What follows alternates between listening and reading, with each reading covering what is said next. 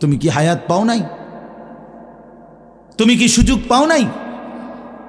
4 রাকাত ফজরের নামাজ পড়তে কি 1 ঘন্টা সময় লাগে? তো আল্লাহ তাআলা কি সময় দেয় নাই? আল্লাহ কি হায়াত দিল না? কেন নাফরমানি করলে?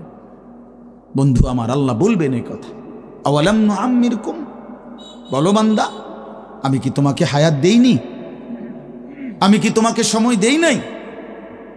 কোরআন শরীফে আছে আল্লাহ বলছেন এটা।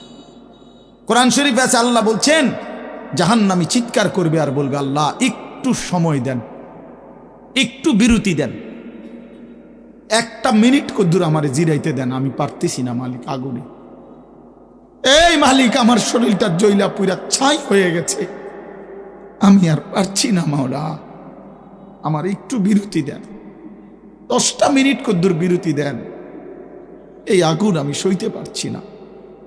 আল্লাহ তাআলা বলবেন লা ইউফাত্তারু আনহুম, না নাফরমান, 1 সেকেন্ডের বিরতি মিলবে না।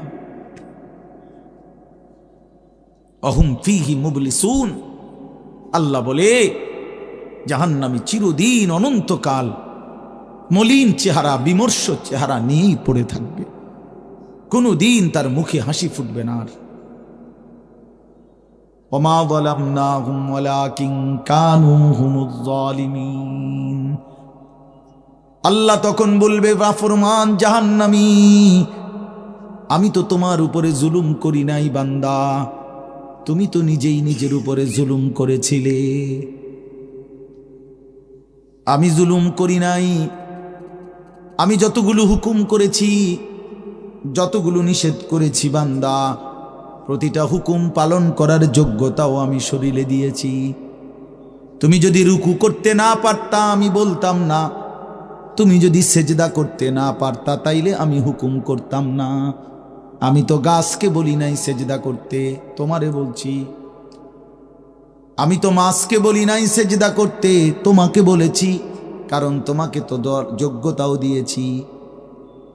ইন্না হাদাইনাহুস সাবিলা, আল্লাহ বলেন আমি তো বুঝাইবার জন্য আমার পক্ষ থেকে প্রতিনিধিও পাঠিয়েছি, আমি তো বুঝবার জন্য আসমানি কিতাবও দিয়েছি, নবীও দিলাম, রসুলও দিলাম, ওলামায়ে কেরামকেও দিলাম, কিতাবও দিলাম, শরীরেও মানার যোগ্যতা দিলাম, তাইলে কেন পারলা না বান্দা?